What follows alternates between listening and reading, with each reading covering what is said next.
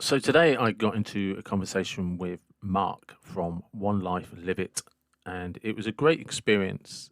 Um, Mark's a really interesting guy. I really enjoyed talking to him, and we're planning already to do another one, and hopefully I'll be able to chat with some of his colleagues and people who work in the same line of as the business he's setting up. And it was really interesting to get into how Mark, or where Mark is in his life now. And one of the things I really loved about this podcast is you'll see how natural and raw it literally is because Mark's sitting in his car talking to me off his telephone. And we're just literally FaceTiming. And yeah, things like that really matter to me in so many ways because when that happens, it's and we talk a lot about cliches in the podcast, but sometimes there's so much studio prep, trying to make everything look perfect. It becomes more important than what you're talking about. And really, what I'm hoping everyone gets from this, and the next time, hopefully, that Mark and I can talk, is actually we were just very passionate and we just genuinely believe in what we're doing. And it's really clear. There's no studio involved. There's nothing fake. It's all actually real. And Mark's passion really comes out. And also just the way he expressed what happened to him through his life experience. He was very open, very honest, and I for one, really enjoyed it, and I very much appreciate his time, and I really hope you enjoy the podcast.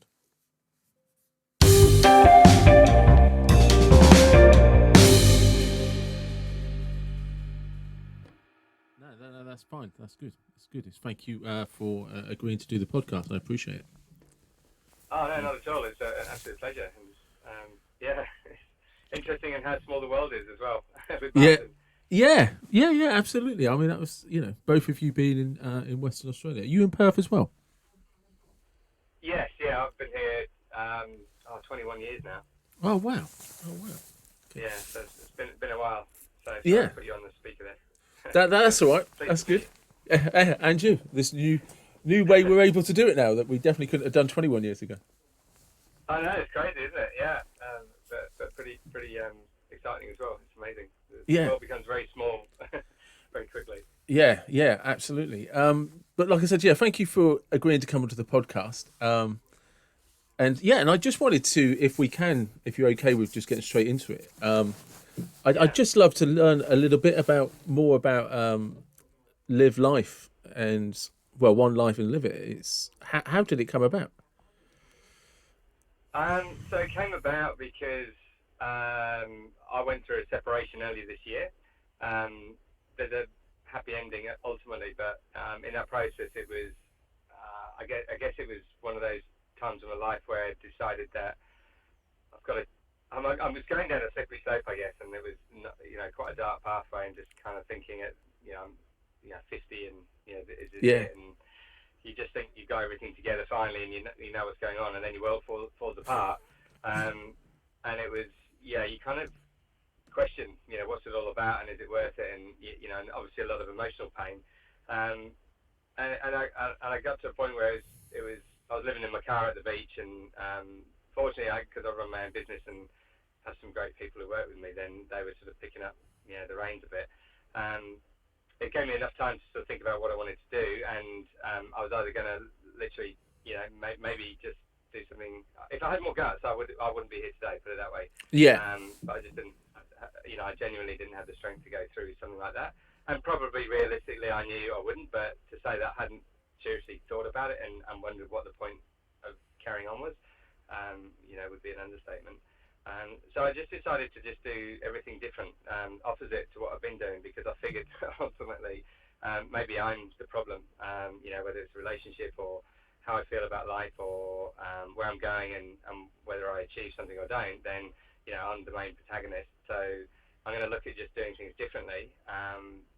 And within that process, I just started looking um, probably different things to do from a spiritual point of view. I'm not religious, but the spiritual side, things like meditation and looking at the neuroscience behind behaviour and thought patterns and all stuff which my ex-wife, well, ex-wife who's now my wife again, was very much into, and kind of in hindsight, it's like I've probably been prepped for 3 or 4 years, being with her. That this there's something to all this stuff.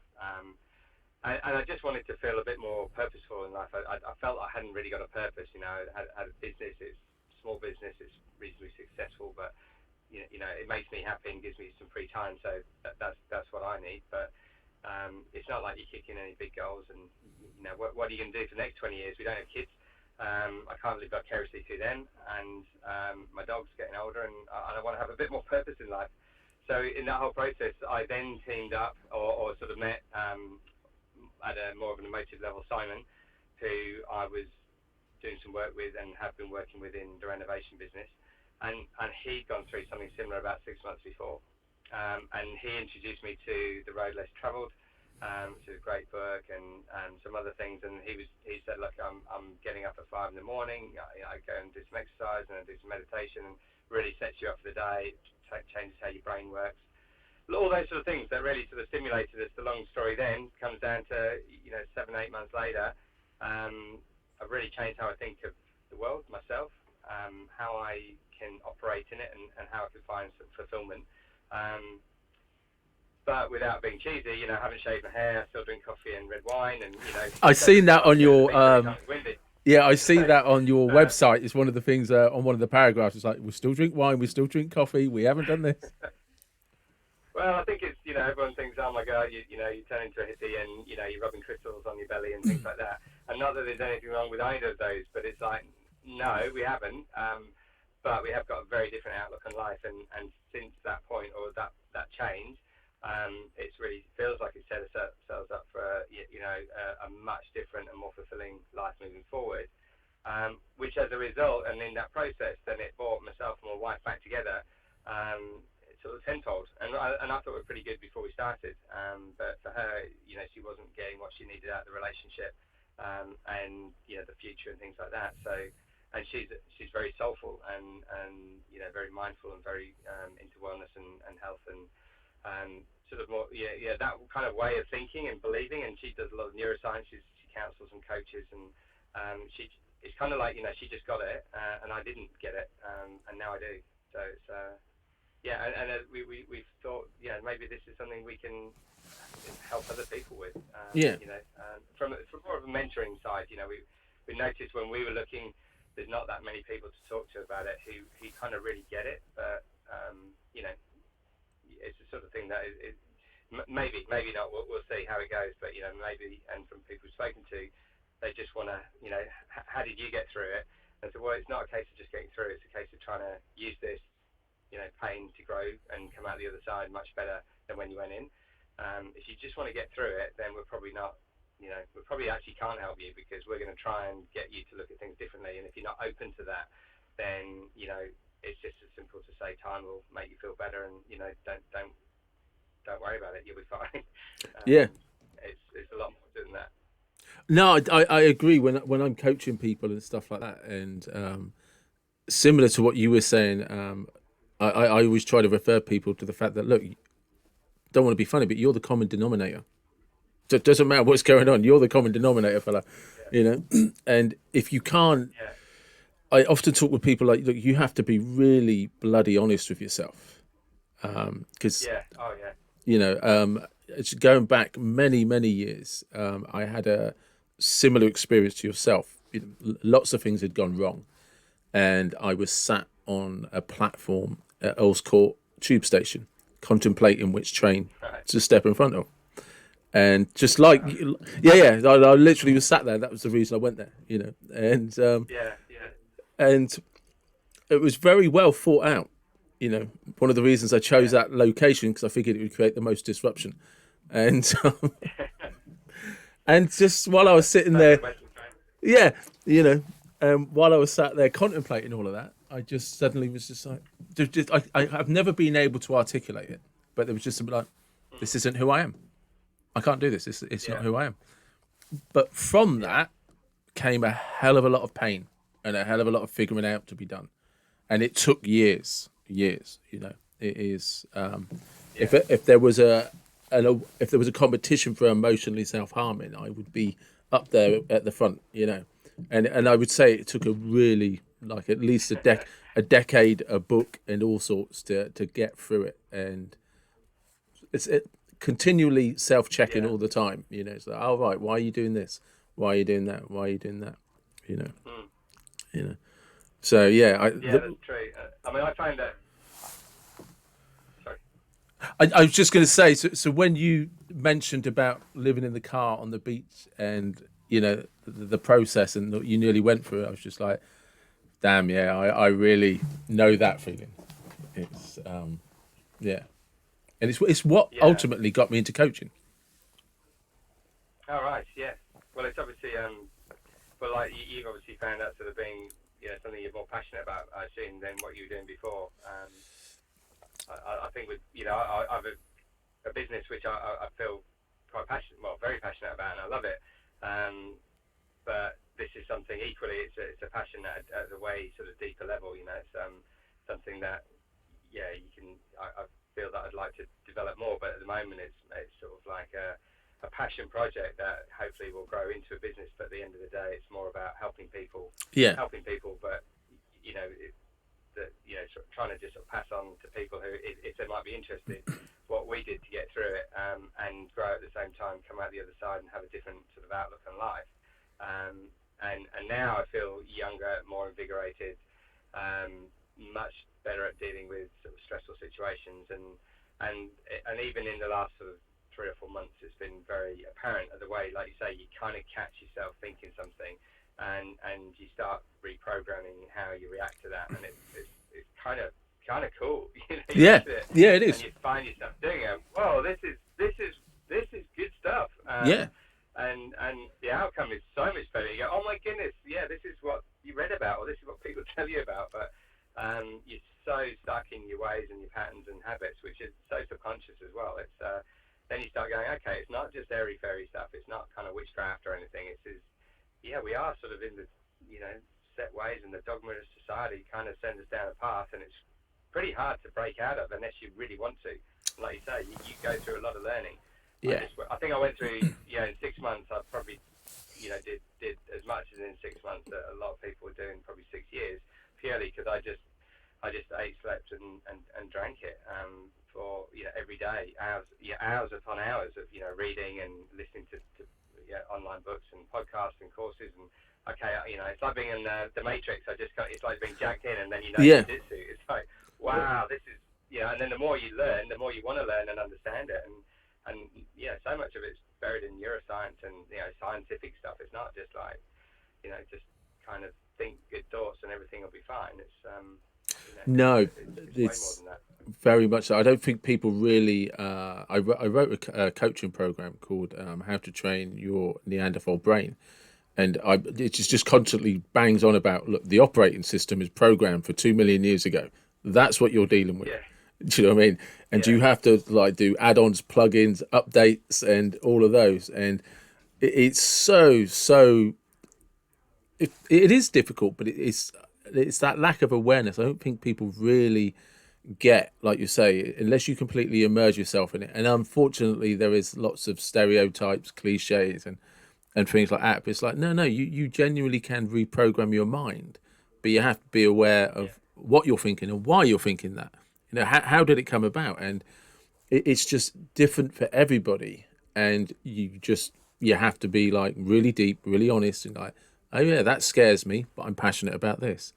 Do you know, yeah, you know, yeah, and there's things that like just getting off my ass to do a podcast. The amount of procrastination I had to go through, which was really just worrying about what other people might think about it, and because I had yeah, no established network and worrying, like literally, how am I going to do it? I didn't know. I yeah, just was like, I don't know, because I didn't know how to do a podcast, and yeah, very luckily for me, a guy called Carlton. So what I did is I have a therapist that I see every month and have done for years, just to make sure that I don't fall into old patterns, to keep yeah, yeah, that self check in place. Her name's Caroline, and so I just said to her, I'm going to start a podcast because I've always wanted to do one. Would you be my first mm, guest? And she was like, yeah, great. And I gave myself a week to figure out how to do it.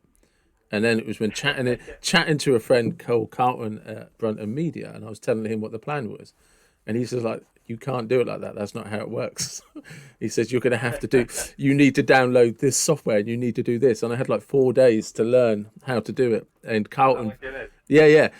And Carlton very kindly, while kind of doing a FaceTime chat like this, told me what to download and gave me an online tutorial live, saved it and put it on YouTube so I could go back to it and learn again. yeah, just but completely bailed out. But I realised this, one of the stumbling blocks to most things in my life, and I'm 46 in a couple of weeks, so we're a very similar age, was worrying about how to do things without even trying it. Do you know what I mean? It's like, oh well, I don't know how to do that, so I'll stop. And I was, you know what I mean? And then you wonder why you feel stagnated, and you wonder why you go through this life of procrastination. And it's just like, no, you just have to fail.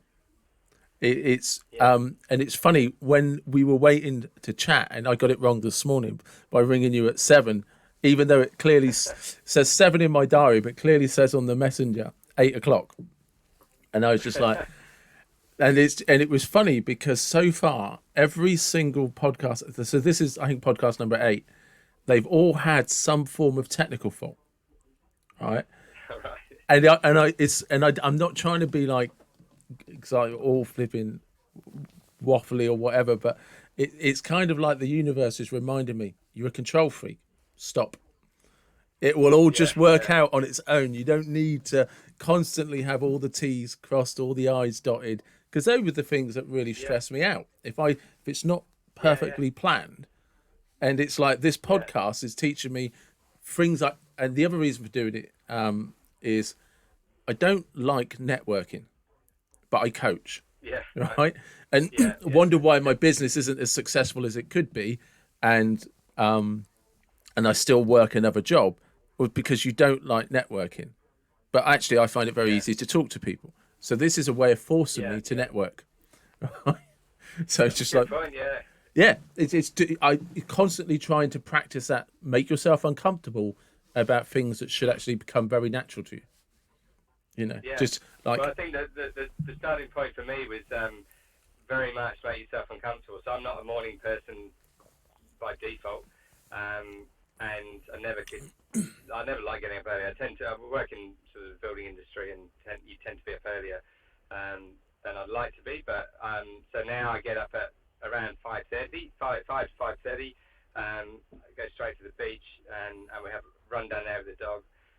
Then I go in the ocean. At this time of year, we're winter here, so it can be pretty cold in the morning. But that cold, and if it's not that, then the showers at the beach, they're proper cold showers. Yeah. And then do a bit of meditation. We've got a journal, 5-minute journal, do that, and then cup of tea or coffee, and it's before it's not even 7 o'clock. If you said I'd be doing that a year ago, and I've been doing that solidly now for about 8-9 months, it's now, if I don't do it, I now feel almost uncomfortable. I haven't quite set myself up for the day, and even if we go away, then it might be a little bit later, but that, it's become more than a habit. It's become now a way of life, and the benefits have been tenfold. But it came from just doing the opposite of what I'd normally do, would be stay in bed till 10 to 7, and then scream out, grab a coffee on the way, and get to work when you have to. So, but very uncomfortable. I thought, well, that's probably one of the more uncomfortable things I need to do. And as a result, and there's a lot of sort of science behind doing that. That start to the day and getting rid of the cortisol and getting the brain firing and the oxygen and everything. So.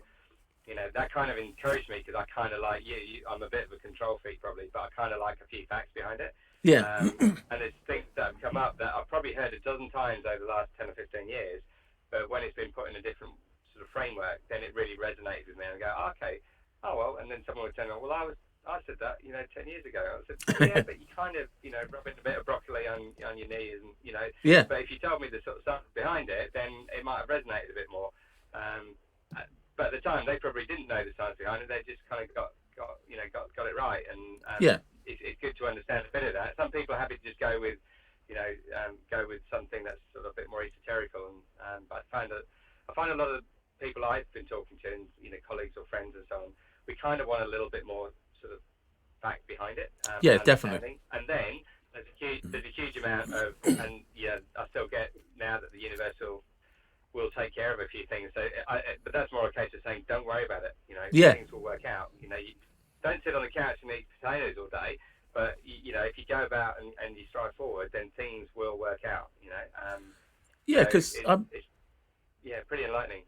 yeah, no, sorry, because I mean Martin being a good example. Do you know what I mean? I just happened to be chatting to Martin on Messenger, and he was like, "Oh, I know this guy Mark. He might be interested." Do you know what I mean? And I was like, "Oh, right." And so I didn't do anything other than have a conversation with one of my closest friends who knew you. Do you know what I mean? And it's like so, and then connected us on Messenger, and he was just like, "Yeah, I'd love to." And I was like, "Oh, all right, oh great. How do we do this?" And it's that getting out of my head, trying to have it, because if it was up to me, my diary would be full for the next 5 years, so I know exactly what I'm doing. Yeah, And it literally probably stresses the hell out of me, and I'm like, no, just it'll be fine, it'll be fine, it'll be fine. So this morning when it was all going wrong, I was able to get into a place where I was laughing about it and just like, no, this is what you need to learn. Because worst case scenario, you can just reschedule the call for another day. Do you know what I mean? Well, and when I got your call, I thought the same. Maybe I've got it wrong. And worst case scenario, we're going to be doing this from a roof of a house in Cottesloe. So it would have been a great view, a little bit windy, but it would have been interesting anyway. So yeah. Can I just ask you about because you actually have on your website about the journals, don't you? And you briefly just mentioned the 5-minute journal. Are you able to just go into some of what that's enabled you to learn, discover, how it helps? Yeah. So I probably started doing it about not long ago, about 2 months ago. But it's literally called the 5-minute journal. It's called I think this website's Intelligent Change. It's just kind of a nice looking one as well. It's about $35. But it's just every day. It's the morning you just spend 3 or 4 minutes really, and it just says actually I might even have it here. Yeah, I've got it here. So I kind of carry it around with me. But so in the morning I'd get up, I go to the beach, get in the ocean, have a shower, and then I do my journal. But it's a few minutes, but it literally just gives you I'm grateful for, and then you just put 3 things you're grateful for. Yeah. And then what would make today great, and then an affirmation for the day. And it seems a bit, and I get it, because I'm one of those people that are always going to try and pick holes in anything, or find reason for it not to be worth doing. And but what it does is it definitely makes you realise. It makes you realise the things that I think I thought I realised but didn't maybe take into account, and it's kind of like the small things. So I mean, I'm literally, if I look at what's today, so today's entry. So today is I'm grateful for sunshine and blue skies. I mean, you're like, yeah, whatever. But I am. I mean, I appreciate it. Today it was sunny. It wasn't raining and blue skies. But equally, I think 2 days ago I said I actually appreciate the rain, because it makes me enjoy the sunshine more. Whereas normally I'm just annoyed when it rains because I can't do what I need to do, and it gets in the way of work stuff we have to do. And it's and it just keeps it keeps you a little bit. It helps you focus a little bit, but you're starting every day like that. And then in the evening, it's just the evening one is again just literally going to bed. 3 amazing things that happened today, and how could you make today even better? And I found now, and probably it's quite interesting when you go, what would have made today better? And it's not a case of saying, well, if I won the lottery or things like that, someone had just given me the keys to a Ferrari. I mean, yeah, of course, it might have made your day better, but these are things clearly that you have an element of control over, or you didn't do that you feel you could have done. And it gets to the point where I'm struggling to find stuff to write down. So, today I should have got up 10 minutes earlier. Or this was yesterday, sorry, I could have got up 10 minutes earlier because I was a little bit rushed in the morning, and I just hit the snooze button once. Yeah. And I could have taken my dog for a walk at lunchtime. Well, she had a run in the morning. She's out most of the day. It's like you're almost making up stuff, because really, I genuinely feel that I couldn't have done anything better today to make it better than it was. And you've got track of that, so you kind of flick back even now over a couple of months and looking back and stuff, and it just reminds you. So there's something neurological, I guess, that goes on there, which does start making you focus on those things and appreciate them a bit more. Which, this is, I guess, it's just one of many things that keeps this sort of knock-on effect going of appreciating where you are in life and not just wanting for something you haven't got, or waiting to get somewhere to be happy or fulfilled. It's like everything's about today and tomorrow and the next day, but not about 5 years time I'm going to have enough money to retire, or I'm going to buy a bigger boat or a bigger house or something.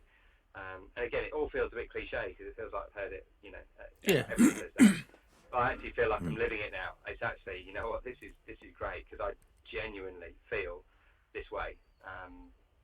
So I'm not just saying it, and that's, I guess in my relationship now, I wouldn't be in the relationship now, and I wasn't in it for for a few months when we separated because I wasn't that person. Now I am. It's brought me back into a relationship which is phenomenal.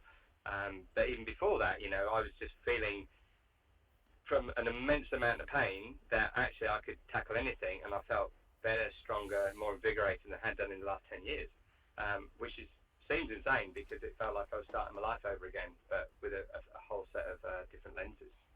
Yeah, no, it's good because I think, like you say, because people do go, it's cliche, it's hippie, it's whatever, and like the science behind it and things like that is like, look, everybody will accept a good diet gives you a healthy heart, good blood flow, everything like that. Everyone will accept that muscles need exercise, and if you exercise them regularly, you build up patterns, habits and you become fit.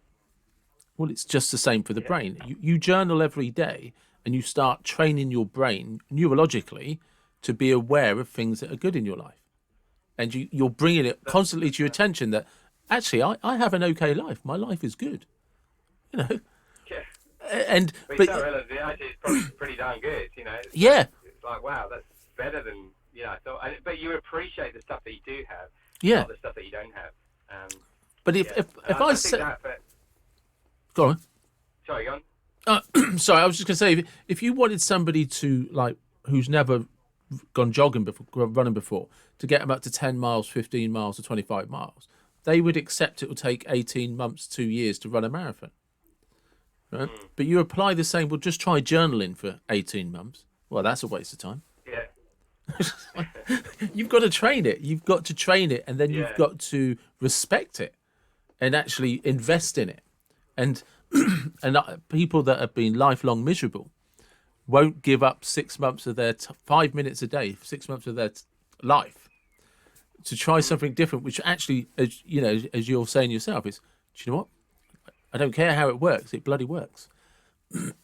Yeah, exactly. You don't overthink these things too much, but you know that there is the science behind it. And I think a lot of the stuff that people like Joe Dispenza are doing, and he's great stuff. Those sort of people, and they make it palatable and understandable as well. So you kind of go, okay, this is there's stuff here that we didn't know just even a few years ago, like 10 or 15 years. So there's so much stuff that we can understand now that we couldn't understand before, and that for me personally is huge because I kind of feel I do need that sort of like, well, go on then, prove it. Why is garlic better for your heart or something? Yeah. And they sort of explain that. Why is getting up and going for a run in the morning good for you? Well, it releases the cortisol which builds up through the night, and then then your brain starts functioning, it oxygenates better, and you go, okay, that's great. That's all. Well, in that case, then I'm doing it. And if it doesn't work for you, then so be it. But it's, I'm not gonna shun it when it's like, well, that kind of makes sense, as well as that when you do it and you just give it a little bit of time, you start really feeling the benefits of it. At a physical, emotional level as well, and then you start getting that whole feeling that things are, a bit brighter and working a bit better than they were before. I mean, it's easy to say when you've been in a hole and things start to get better. The soothsayers would say, well, it's just time healing wounds. I said, well, now 6 months, I can tell you, I know for a fact this would have been 2 or 3 or 4 years before I'd have felt better. Yeah. If my relationship hadn't got better and where I was. I didn't reach for the bottled red wine or anything else. And quite the opposite. I was sort of virtually had the odd glass of wine and a beer, and I'd be in bed by 10 and up at 5, and it's like, no, I'm just doing the opposite of what the stereotypical thing to do in this situation would be. and as a result, it sort of helped me along that path. Um, and it's yeah, it's just it's the start of a journey as well. You know, like you say, you go and each month you're checking in with your counsellor and that Yeah. sort of thing. I mean, and it's a constant learning process. But again, I hear myself saying things which sound really cliche, and people looking at, well, what do you know about it? You're not, a psychiatrist or a counsellor or something. I said, no, exactly not. But there's a lot of them. They fulfil a really good place in society, and but a lot of them haven't got the same breadth and depth of experience that I think I can offer or can relate to. Just as there's other people who got way worse situations and come up, and suffered far more than I have. I'm just one of the many that are out there, just kind of putting it out there, saying that this is what worked for me. And yeah, it's not just a case of getting through a crisis or a bad time. It's really a case of coming out the other side and feeling that you've actually sort of grown as a result of it, and taking your life to a different level.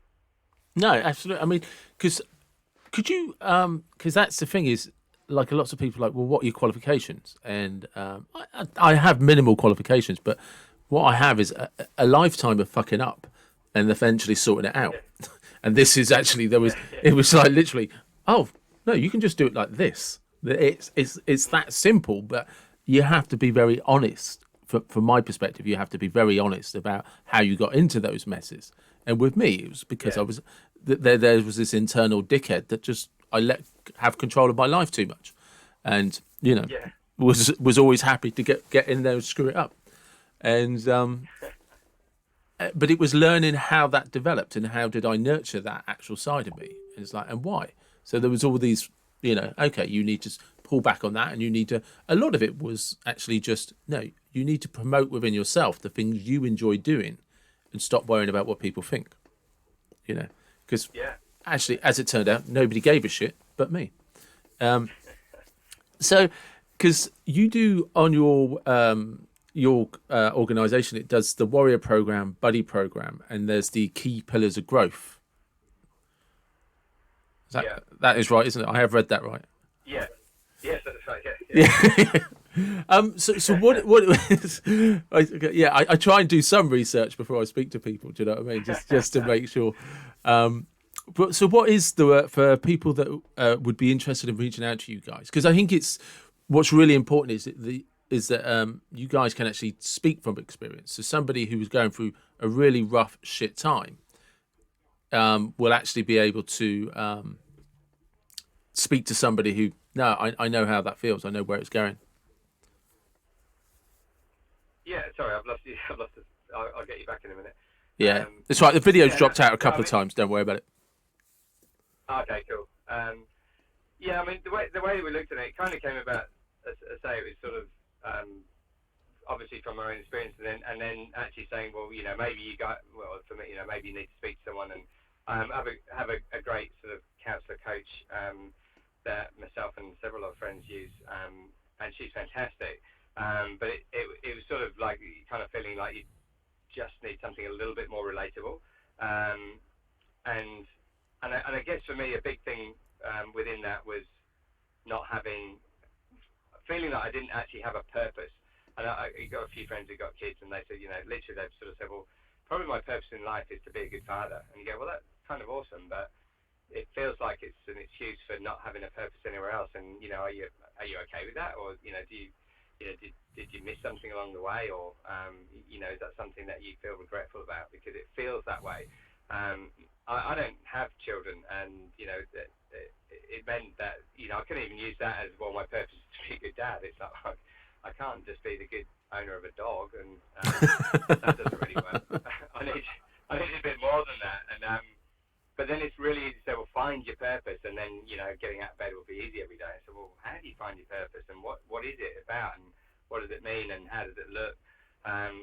So it kind of that process kind of came about with everything that we were going through, and I guess when we were sort of saying, to what can we sort of help people with, it's trying to help them find that purpose in life, whatever it might be. For everyone it's going to be different. But that kind of then came as a result of then these limiting thought patterns, which we put in those key pillars for us was, again, say, your brain's, millions of years old. It's hardwired in one way, and to change it takes a lot of effort. But we've just got these. I had very limiting thought patterns, and yet I didn't know it. I thought I was quite open-minded, and I thought I was fairly non-judgmental, and pretty communicative. As it happens, I really wasn't, but maybe compared to some people, but it's not a comparison. It's not it's not a game. But I realised that, I've actually got really quite limiting thought patterns because, I left home early and had my own sort of issues going on as a terrible teenager, and then financially I was worried about every penny because I didn't have very much of it. So, you start worrying about money all the time, and then it has an effect on your relationship. And then just the way you're brought up and your background kind of limits you in some ways because you think you know everything and you don't really, but you kind of keep acting on that, and then it becomes the way you start thinking. And that causes a bit of stress, and it really just look back on things and go, hang on, just even if I think I'm doing something different, I'm not really. It's kind of just feeling comfortable with where I'm at rather than getting out of that comfort zone and actually changing how I'm thinking. And that was a big change. And then obviously the physical side of things, being healthy both physically and mentally, which we've always been sort of physically active, but it's probably just took on a just sort of different approach really, and it just there you go. Sorry, I got you back now. That's right. It just made, I think all of them coming together with, just if you have to sort of help and pick out three things, they were the key things that worked for us to change what we thought, what we did, and how we did it. And then as a result, they felt like there was some more sort of direction in life. And I guess the big thing for me as well, I was always kind of worried. I was thinking ahead and go, oh my God, I'm this age and I need, how much money do I need to retire, whatever retirement looks like, and do I want to retire? Because I kind of enjoy having a business and, but I do want to spend more time traveling. And you have all these thought patterns that keep going round and round. But then I realized I had these thought patterns for 15, 20 years, and you start going nuts about it. Yeah. And actually, we again, a bit cliche, but, having the lighthouse to kind of guide you, you've got a direction that you're heading in. But it's not about getting there. It's actually about the journey along the way. And again, I've had it a dozen times, but when you can actually get up every day and go through and you write your journal at the end of the day and go, how could you make today even better? And you go, I don't know, maybe if I'd had a chocolate ice cream, I don't know, because I can't figure out what else would have made today any better. That's pretty good. And, if you can go through life like that, we're doing well. And, I've got more of a plan and a direction now than I ever had, but I've got more of an appreciation of every single day than I ever had. And my relationships have flourished from it. I think my work life has actually got better. My stress levels have gone down. A fairly stressful environment to work in, but you deal with it well, but actually it is stressful. So it's like, well, if I can change the way I feel about stress and how it's affecting me, then that'll be a great way to live. And then you don't just have to take the time off because you need it. You just take the time off because you want it and you can find it. That's good. It's working. It's good because you mentioned something there as well. It's when you get to the end of the day, like how can I make my day any better? And you eventually you get to a point where you're like, no, I had a good day. I actually had a bloody good day. Yeah. And you start realizing you've collected all these good days, and that there aren't really any shit days. But if you were to look back on it, it's like, no, the days haven't changed. It's just my perception of what's gone on has changed. Instead of looking for things that are going to piss me off and stress me out, I just like, life happens, and I don't need to carry it with me every day, every month, every year. I can just let it all go. And it's just like, oh yeah, no, I had a good day. The day's fine. Because, like I said, like you, I got up this morning at 5, took my dog for a walk. But the guy, there's a part of me once upon a time that would have been so stressed about trying to do this because it didn't hit, and all the other podcasts, that I would have given up after 2 or 3 podcasts. You know what I mean? Whereas now, just like, it'll be all right, it'll work out. And here we are having a great chat. And the only thing that changed was my outlook on whether it was important or not. And it's, none of it was ever life-threatening, but I always treated it like it was. Do you know what I mean? It's just like, but you're just talking about a conversation. And so in the buddy program, what did people get from you guys with the buddy program? Yeah, well, that one's come out because my wife has got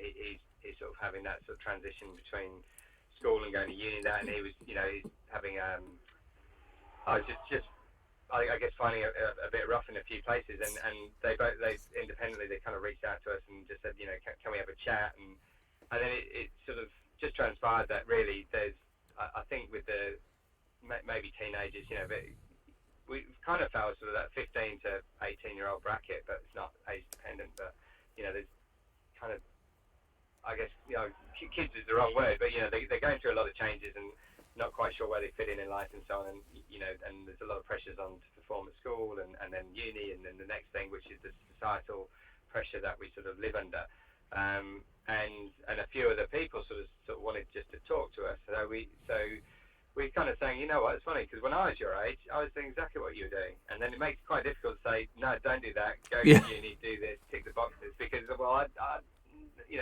you do need a good education. Let's get it right, and those things are going to help you. But everybody's different, so maybe it isn't the route for you. And you know what? These things that are going on with your parents or your relationships or your friends, we've actually sort of been in that situation. And Simon as well. He had a rough time at school and that age. He's now sort of 6'4" and built like a brick shit house. So I don't think he has too many problems now. But, but again, it's scarred him. I guess scarred him for a long time, and that's stuff that he's been dealing with over the last sort of year or so himself. That's going back to that sort of stage where you feel quite vulnerable. So again, so the buddy program is really just to be there, someone who's a bit older, a bit removed from your family, very unjudgmental, if that's the word. We found that the people we were talking to, and it's only been a handful, but they've sort of said they don't want to feel judged, and my nephew said, if I come home and I've, had 3 pints of lager and I throw up on the bedroom floor, I just, I don't want to be judged, and, as my parents would. And so outside of judging him on only 3 pints of lager. Yeah.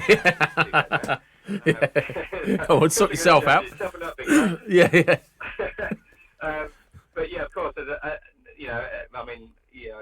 someone removed from your parents, then of course you're not going to, judge them on that, and then it's like, but why do you feel this way, or why are you doing this, or are you, you can. It's interesting having conversations with youth, I guess, at that level, because some either just don't want to say a word, and then you can see how that will carry on for the rest of life, and others open up, really easily, and just want to. It just feels like they want someone to talk to, but they don't want to have that label of going to a counsellor or a psychologist, which at the younger ages, that's, if there's a problem, then of course your parents take you to the doctor and they take you to a psychologist or a counsellor at least, and then you go and have your session, and they come back and say, oh, how'd it go, and they want you to tell them about it.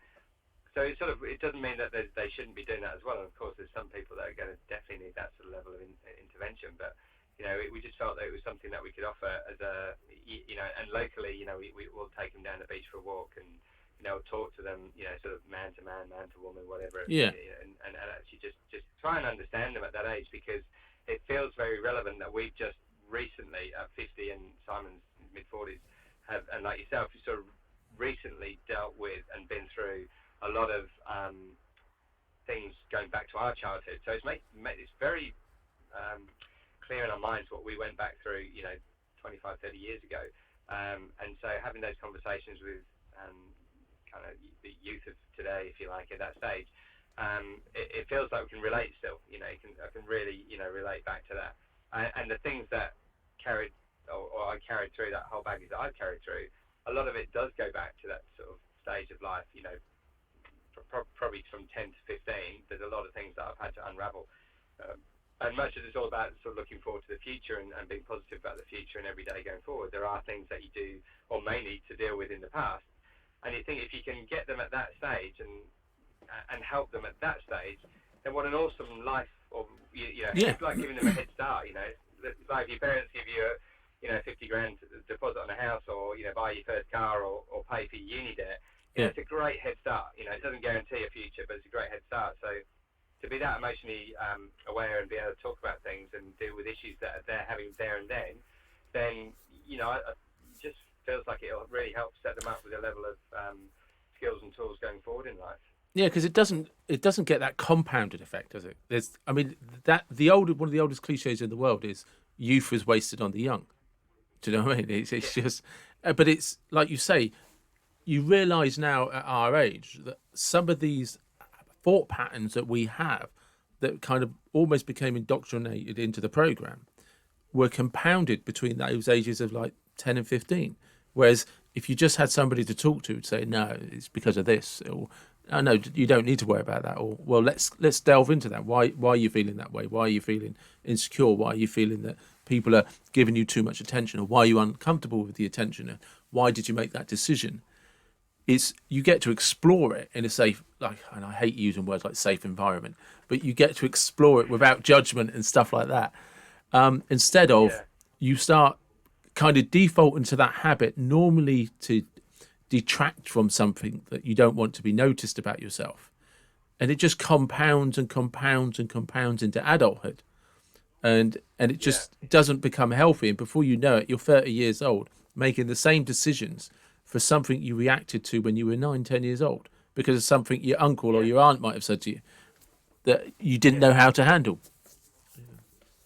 Exactly. And that's because I think looking back over that period of time for me was going through that sort of experience, and I left home fairly early, so you start fending for yourself early, and it was great. I had an awesome time for a lot of it, but then realizing that along the way you fought quite a few battles that left you with a lot of scars.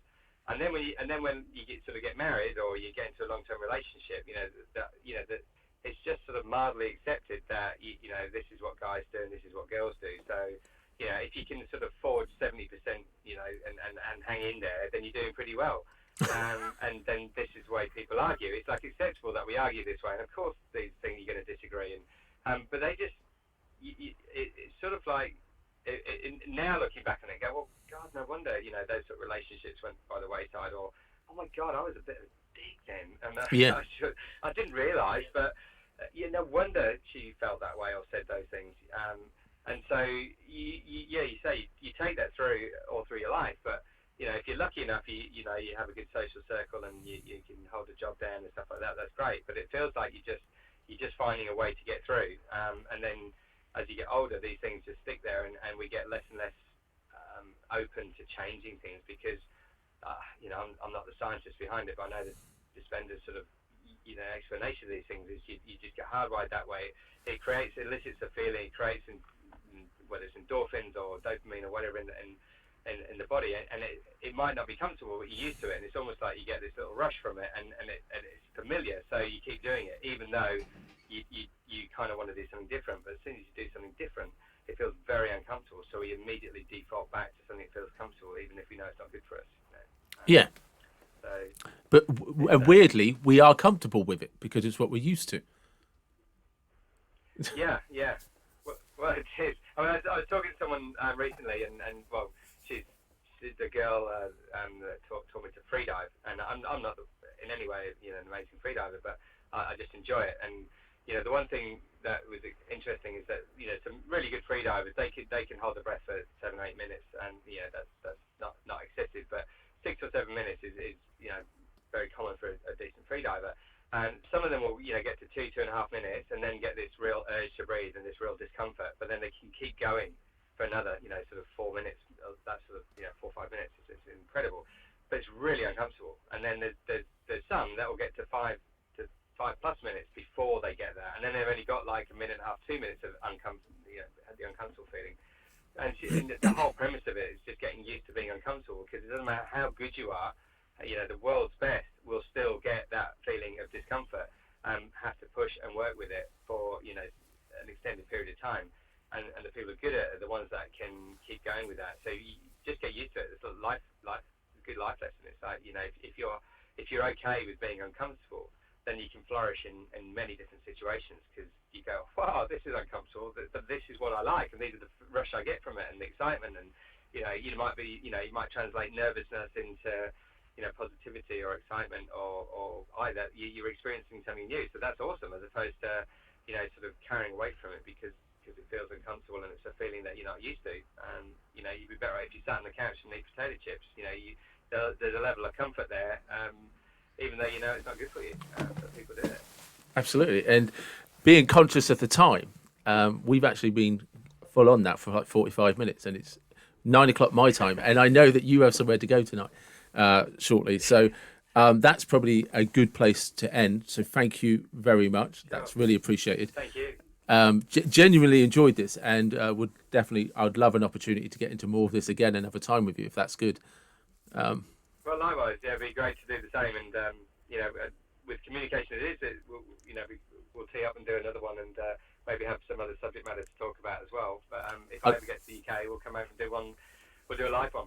Yeah, I'd love to. I mean, my office is absolutely tiny, but we'll make it comfortable. But yeah, no, genuinely, Mark, I really do appreciate your time. Thank you very, very much. And yeah, I would love to do this again. I really would. Thank you.